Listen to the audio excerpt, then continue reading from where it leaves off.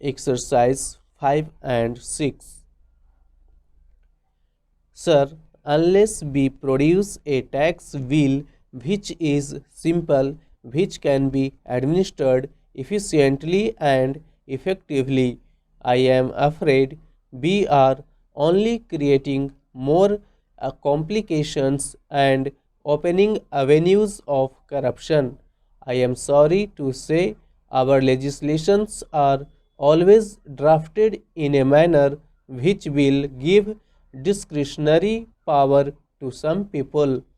I can submit a general argument that every discretionary power vested with any government official is always used in favor of the influential and the rich. Poor man will not be able to reach that official.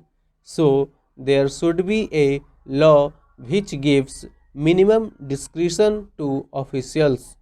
Professor Caldor himself says that the three prime considerations that should be taken into account in framing an effective tax system are equity, economic effects, and administrative efficiency.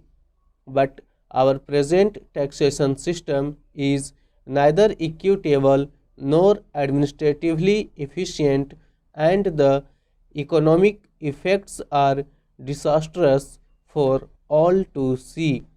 My humble submission is that even at this stage, the direct taxes amendment bill should be kept in abeyance, and a select committee should be formed by a motion from the finance minister himself. Nothing would be lost. I can assure you, there is no hurry.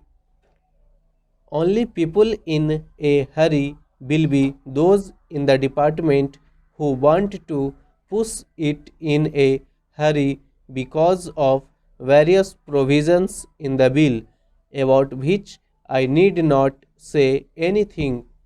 My humble request is that if we want to rationalize the tax system, the direct amendment bill needs to be redrafted.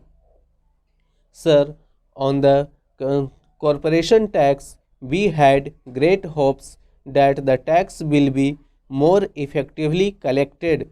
But what do we find now?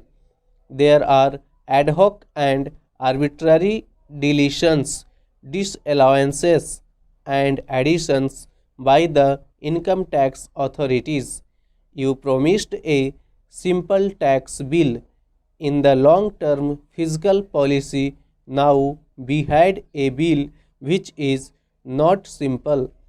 Again, we are told now that this bill will be amended.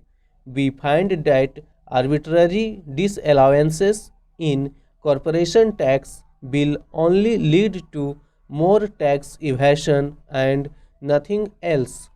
Business will go on as it is.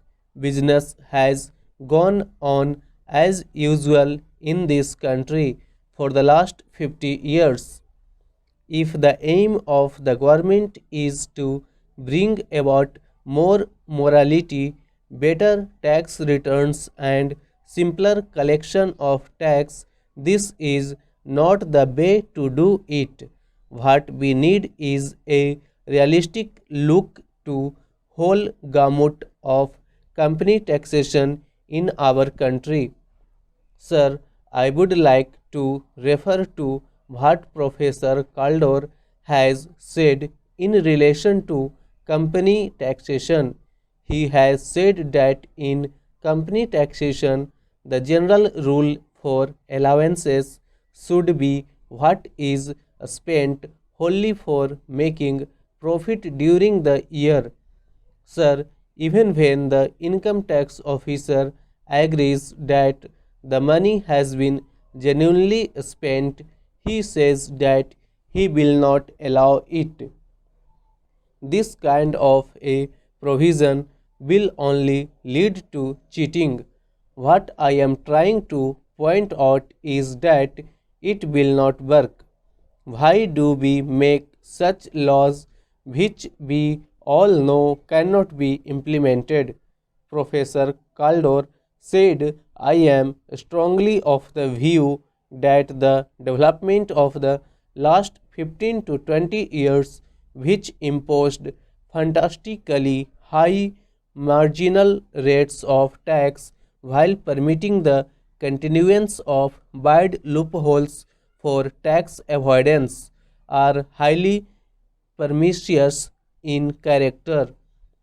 As Henry Simons said before the bar, that the whole procedure smacks of a subtle kind of moral and intellectual dishonesty. One senses here a grand scheme of deception whereby enormous surtaxes are voted in exchange for promises that they will not be made effective. Thus, the politicians may point out with pride to the rates while quietly reminding their wealthy constituents of the loopholes. This is Professor Caldor's comment in 1956 when the general standard of morality was much higher than today. Today, we are making laws which we all understand cannot be implemented. Today, we are giving powers to an income tax officer to straightway make a difference of crores of rupees.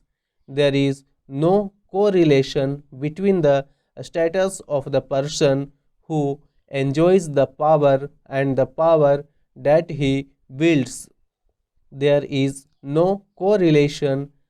An excise official has got the power to make a difference of profitability of crores of rupees.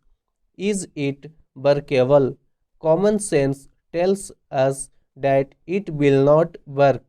My humble submission to the Honorable Minister is that rationalization of tax structure should be done in such a manner that takes into account all the things. Professor Caldor report is with the government. It is on the Indian tax system. Some of the things which we have code number, GIR number, etc., are according to this report. We have taken all the points, all the additional regulations suggested by Professor Caldor we have put, but the pitfalls we have not seen. By marginally changing the rate of tax, the benefit of the dishonest taxpayers can be substantially reduced. We can get more honest taxpayers. Ultimately, no citizen is dishonest, but the law should be made such where the honest get priority over the dishonest. The law is made where it is easier to pay taxes to treasury.